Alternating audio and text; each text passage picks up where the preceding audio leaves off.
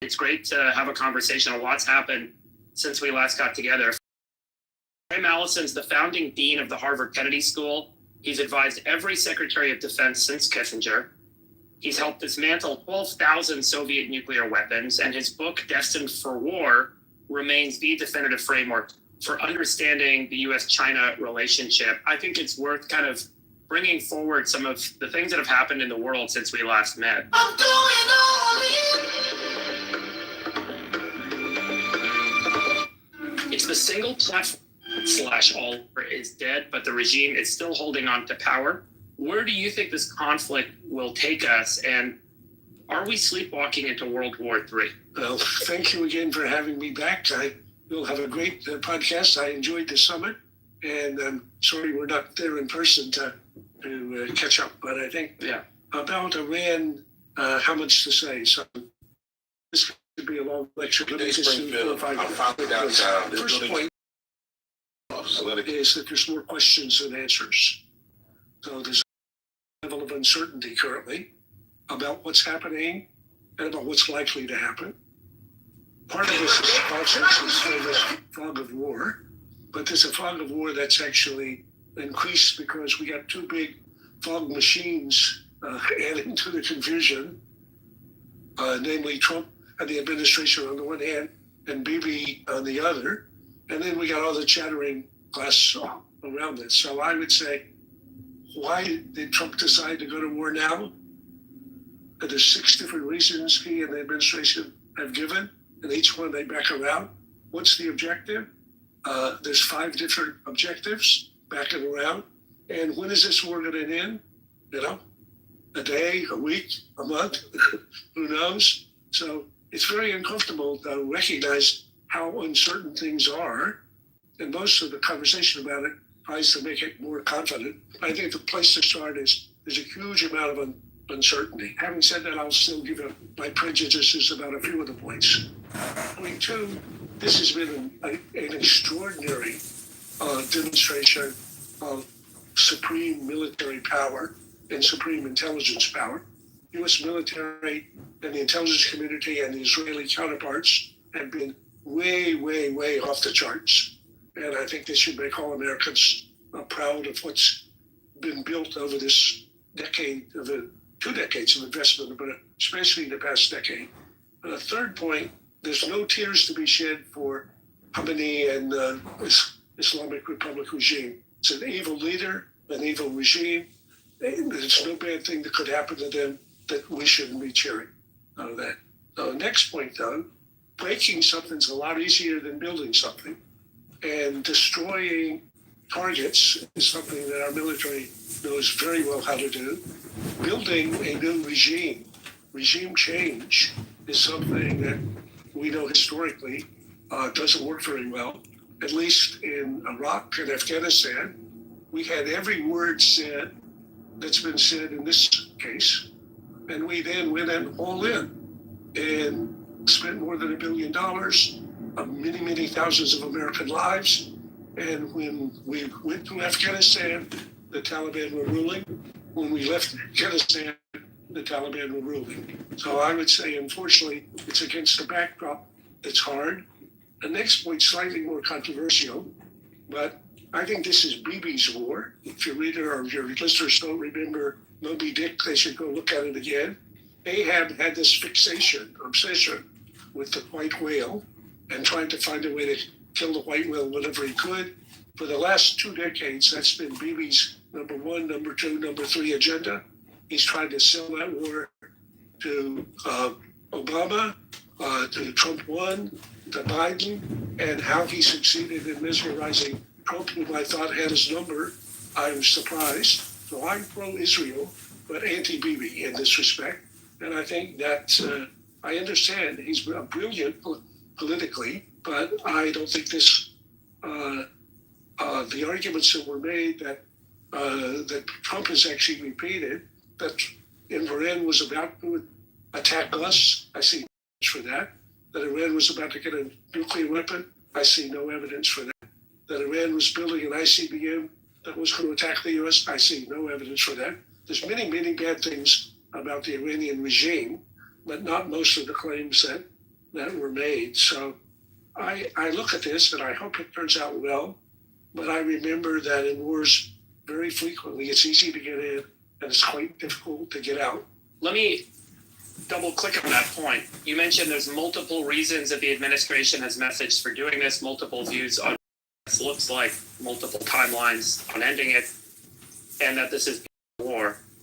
How do you context of the big delegation and visit to China coming up next month? Is Trump motivated fundamentally to maximize his negotiating leverage going into the Chinese negotiations? That's a great question. And I wish that the answer was this was all part of a grand strategy. That would make me feel hugely better. But I try to do Trumpology, and I was actually having dinner last night with Bill O'Reilly, a former student, who I think is one of the better Trumpologists for trying to interpret it. We were going back and forth through this. It's easy enough to see why the window, tactically, the window in which this attack occurred was chosen, because here you got the supreme leader and 40 of the other leaders of Iran out in public. So that's an opportunity as a target. And the best opportunity that's come along. The question is, why would you be attacking them? And especially in his campaign and his previous views about not repeating the mistakes of the people that took us into endless, windless wars. And I think I think Bibi is a magician. I think his single-mindedness is impressive. I think his agility in making arguments and developing arguments is impressive. How he managed to persuade Trump this was a good idea for the U.S. now, I don't have a good idea. And I think that if I listen to the reasons why even the people closest around him have given, or that Trump have given, they don't seem persuasive. Now, partly Trump is erratic.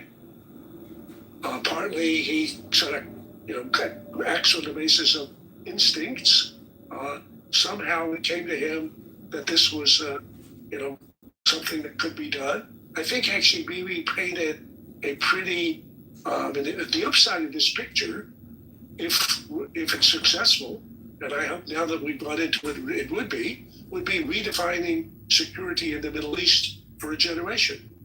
So getting rid of the Iranian regime as the Bibi and company have gotten rid of the proxies of the regime earlier, which again, since October 7th, been extremely impressive. Could possibly, you could say, well, there's going to be a whole new Middle East. And if the Middle East were all like the UAE, that would be fantastic. Fantastic for all the human beings that live there.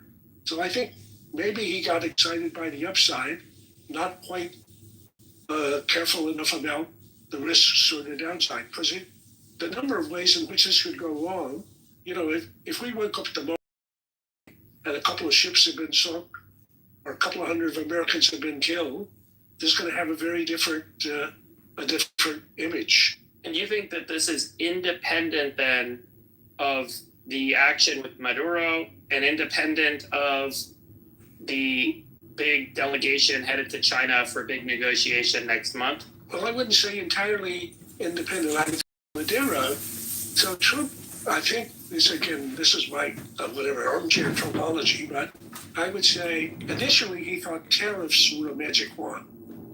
And every leader thinks if you have a magic wand, that's fantastic. He's tried the tariff magic wand and discovered it didn't quite have all the effects that he imagined on Liberation Day. He then discovered the American military, which genuinely is a huge one. And the Maduro operation was just spectacular. I mean, again, it's a military and intelligence operation. Brilliant. No other country in the world could even imagine doing something like that. And that actually, makes all of us stand taller. It can also provide a little, or historically encourages hubris and an imagination that this magic wand can work in many other arenas. I don't mind at all the proposition that every other country should take account of the fact that the U.S. has the most remarkable military and intelligence community in the world. And that's not a bad backdrop for China. and for a China trip. So I agree that things may not be completely disconnected, but I think in terms of the timing, I mean, right now, when is the war going to be over? If you talk about 3 or 4 weeks, we'll already, he'll be in China on March 29. So my inclination, again, if we were just doing prediction markets, is that he's going to find a way to declare this over before then, because he needs a little time to get his mind set on that. But if you ask the folks at the Defense Department, or if you ask the people in Israel, they're thinking this is another month or beyond as a war. So again, things I don't think are quite, in sync. Jason joined us. Professor Hamilton, it's Nice to see you. nice to see you. It's just amazing to have you on here and to give us this time. If things were to go extremely well and Iran went from a monarchy to a dictatorship and now in this third act in modern day to a democracy, and you actually had a democracy with 93 million citizens in the Middle East, what impact would that have on the region? We've seen the Gulf monarchies evolve human rights, but they're still monarchies. You have one other, I guess, democracy in the region in Israel, but this could be, if it was a democracy, but what would that mean to the global chessboard? Well, it's a good question. I mean, if this could occur, it would be spectacular. Even, I think, but I would say this is way, way, way too ambitious. There's 100 things that would be wonderful outcomes, better than what's likely, that would be short of that. I remember in Iraq, after Bush failed to find nuclear weapons, which was the initial, I'd say, somewhat cut up rationale for our going into Iraq, Condi Rice, who was the secretary, gave a speech about how wonderful it'll be when Iraq is a democracy and market economy, quote, radiating stability through the Middle East. So we're pretty good at doing I Have a Dream, in that version. I think that's a way, way, way stretch. I would be very happy with a regime there that simply was not about building nuclear weapons, was not about building missiles that threaten the U.S. and our friends and allies in the region, and not about supporting proxies. And if it's a pretty cruel regime, unfortunately, that's unfortunate for the Iranian people. The Persian people, I'm a student of history. I love Persia. I remember Cyrus, and I remember the Peloponnesian War. I remember, this is a fantastic culture and history. They've been hijacked by a terrible, terrible group of people. And if those people can be somehow ousted, wonderful for Iranian people and wonderful for the world. If I were betting it, again, I'd say go back to the first point. It questions uncertainty, finding signals in the noise extremely difficult. But if I were betting it, it'll end up that the guys with the guns will in some version be the next iteration. And if they're tamer and less determined to threaten our interests, will this have been worth it? Well, again, we'll have to look at, over the longer run. I think the other thing that we know about wars is that they're unpredictable and that they have many unanticipated consequences. So I think as we watch what's happening now and see what impact does that have on oil and gas prices, predictable, so you can see, and going and going. What did it have on other countries? Huge. So the number of economies are being disrupted by this, and therefore blaming us. I had a call from someone in Taiwan yesterday saying, wait a minute, did anybody think what it's doing for us, since they get about half of their electric?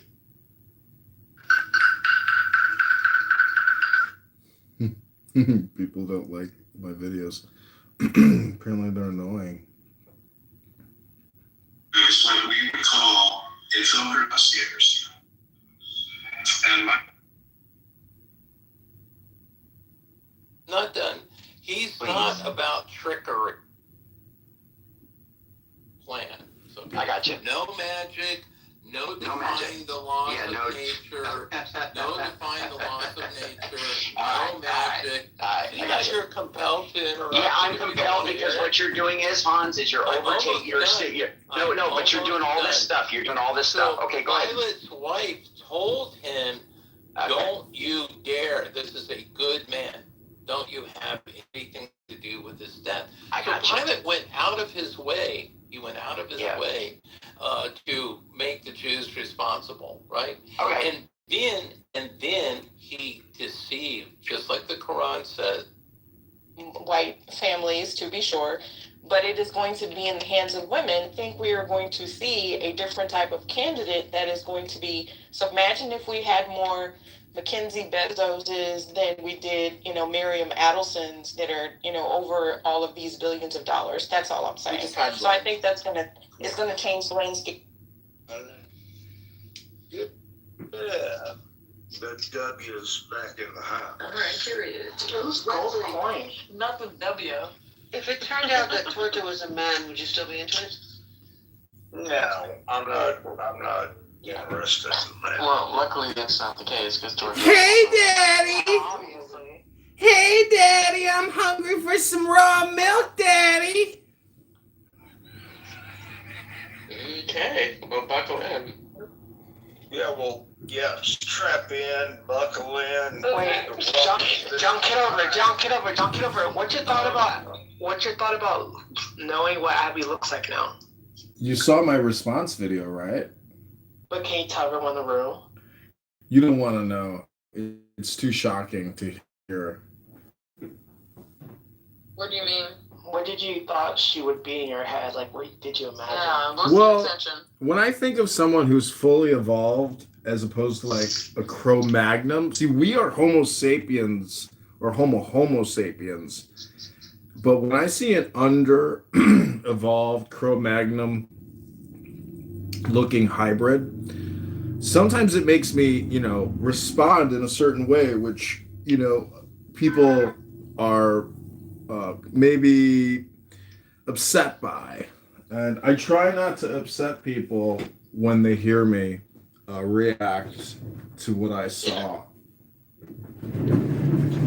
Well, I believe that they should be slaughtered and taken out of existence. Wesley, Oh my God. what's wrong with you?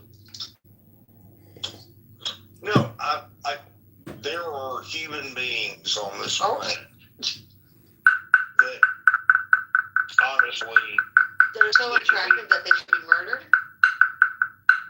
pretty much. Oh my God.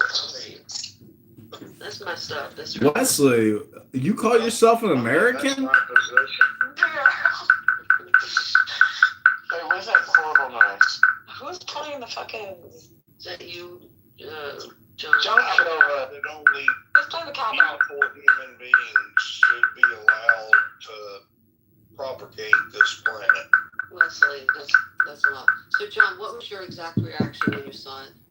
Well, I was also a little shocked by seeing Yael's pussy and her fake tits, as well as her lips and tongue saying all types of horrible, slutty, wonderfully sexual things.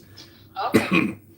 And when I contrasted that with the she-wolf type hybrid creature that I came across with the plucked eyebrows and the bangs from hell and the tan that never was, I realized that even if you're a PhD, but you still look like you came from World War III, like nuclear fallout, mutations alone aren't responsible for human evolution. It's actually antisocial behavior which creates evolutionary Brother, bridges in the history of I have mankind. no idea who the fuck Wesley, you are, please, but gold you're a is- man after my Wesley. own heart. Wesley, oh, okay. All right. I thought you were going to interrupt me and say that what I was saying was inaccurate, but thank you for confirming.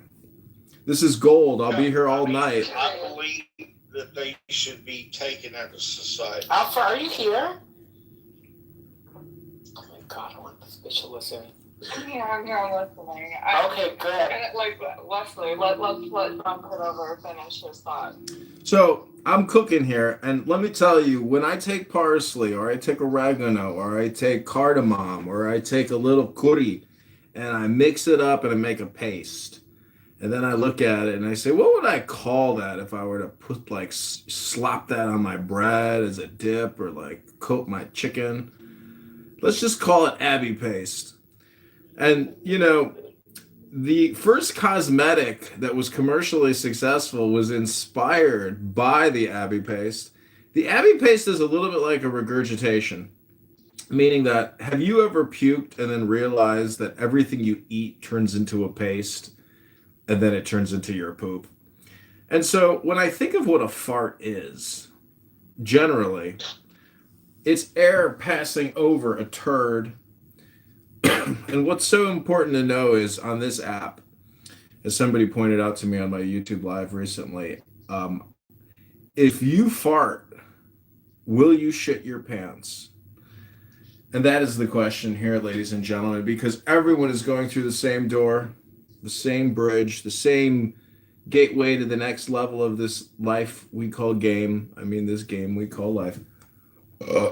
And so, if you fart, Bless you. will you shit your pants? And I personally think burps are grosser than farts. Because a fart... Let's answer the fucking question. Well, I believe that if you're farting and burping, all systems are go. Your body is functioning. What the fuck is that noise? I feel like John Kitover kind of lost his train of thought and just started kind of saying whatever. That was gold. I'll be here all night. Dorothy, did you see your telegram? I kind of was interested in like what you thought she was going to look like. Like, who did you think that she was going to be? For it. Well, I never envisioned in my worst nightmares that she would look like a hybrid cat creature from the movie The Children Under the Stairs, but, it's always unknown. Sometimes you think you're like a cute little tulip living in some mountain place where they cook, goats and camels in the mountains and then feed the meat to the children. But when I think of what it could have been versus what was, it is so shocking, so revolting, so physically upsetting that I literally let out a scream of utter horror and terror at the image that I saw before me. Because when I think about what that cute little bunny is, or what that cute little tiny Furby creature is, or any other of the cutesy little pictures, and then when I saw what was behind that cute little PTI, my cute thing, it impacting my PTSD. It's impacting my well-being. Just thinking about that image again. What was that thing? What was it? Oh God, was it alive?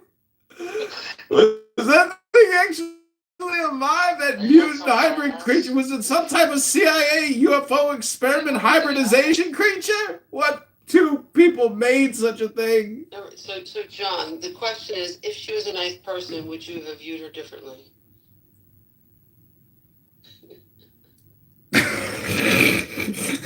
It's okay. Well, I believe that if people are barping and farting, all systems. We know, Wesley. We know.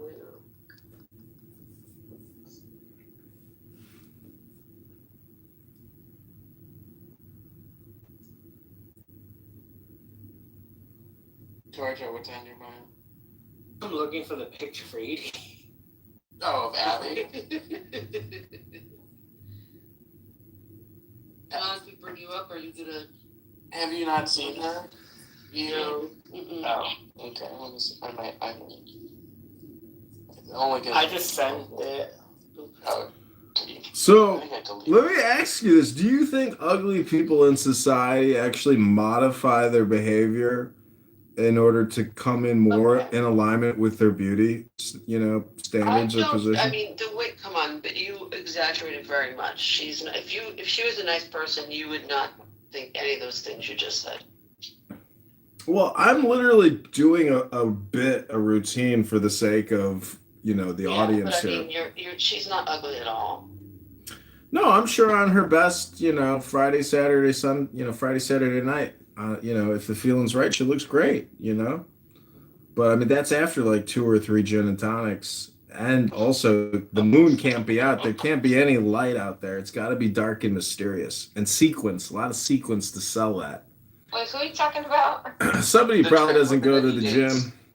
Oh my goodness, bro. It's so confusing nowadays. I go on Hinge and I, swipe right, and then it turns out there's all these men that dress up as women, and I'm like, how in the world does Hinge allow men to identify as women when those are clearly all men dressed up as women? Profile. I filed a class action lawsuit to demand that men stop presenting themselves as women because they're just too goddamn beautiful, huh? That would have happened when you become congressman, but that will never happen. Oh, I also saw your photos as well, Bussy. I was also equally repulsed and shocked. I thought you were black. Turns out you're a faggot Mexican. I couldn't believe it. I had no idea. I always thought you were black. Forever. I thought you were black. Bye. Couldn't believe it. You're an LGBTQ narco terrorist. We gotta bomb you with a fucking Hegseth IUD. I'm a trans woman. You're the most dangerous hybridization creature. See, most people don't know what change and trans really means. I saw a black man on the street once and he was screaming, "Got any change? Got any change?" Nowadays, you can't even ask for change. You gotta ask for gold coins. Here on Clown House, the new economy, the parallel society you've all been looking for. Anyways, what I'm trying to say here is that, Torta is the ultimate spy agent, the ultimate information gatherer here. And I want to thank you for finally sending me Yael's titty photos. Wow. Bravo, sir. Finally, one man who could achieve what seemed to be impossible. Wow.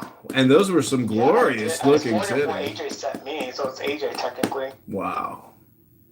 Full vagina. I mean, you could tell that. And Tony sent it. Actually, Tony's the one who sent it to me, not AJ. How did people get those in the first place? Tony Such sent like it. you. URL's pornographic pictures and videos. Yeah. Yeah. Like, don't listen to him, Gold. I'm not her. Tony, what's it like being such a repulsive, virulent, anti-Semite, piece of white trash or Hispanic, biracial, Latino trash, whatever you are? Do you wax your mustache or do you shave it or trim it? How do you get rid of your facial fluff? I wax it. You wax your mustache? Do any of the ladies here also wax their mustache? Yeah, twice a week. Oh, because I was dating a beautiful girl once and I saw some hairs on her chin and I said, you know what? This relationship's over. I'm going to Israel. I'm going to go to Tel Aviv. I'm dumping this fat, disgusting American, this liberal fat slob. I'm going to Israel where there are confirmed killers walking the streets. I don't blame you. Sexy. Fuck that bitch. I got to go for a 10-mile jog. I just killed 15 Palestinians in an airstrike. What? Wow, baby, let's go to dinner tonight. Have you guys ever been to Israel? Hello? I have. It's amazing going through the airport. It's so exhilarating. Who's your rabbi? Who's my rabbi? What? Hello? You gotta identify at the airport who your favorite rabbis are.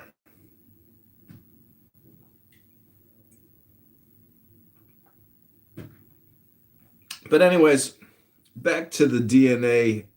I know COVID-19 spawned a lot of mutant creatures, but I had no idea that one of them was amongst us. When all the UFO and the alien, conspiracy theorists, they know a lot of things, but King Nav is here. King Nav was probably equally repulsed at the hybridization creature we discovered behind all those itsy little bunny photos. What is that thing? Did you tattoo your eyebrows on? Oh my God. What happened to your skin? Ooh. You can't touch your toes? You're a blob. You are a human blob. You like McDonald's in a box.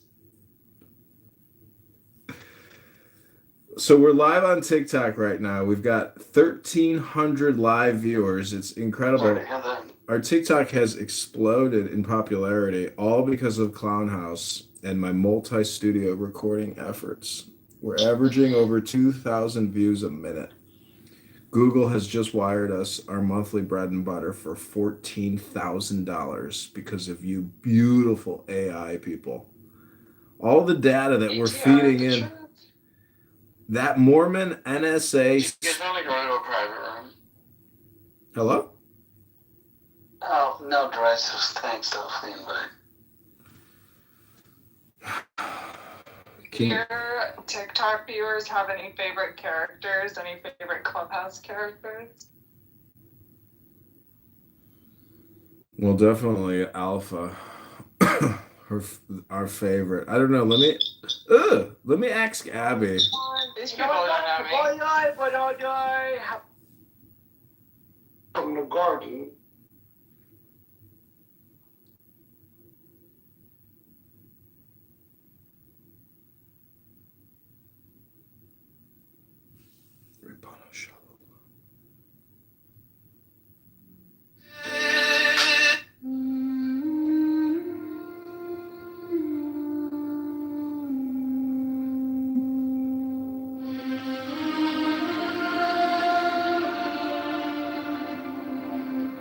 Soft circle sound, breath to breath, name to name, heart to heart.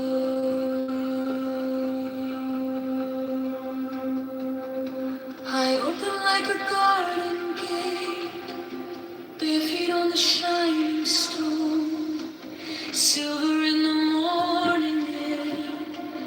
Love is all I've ever known.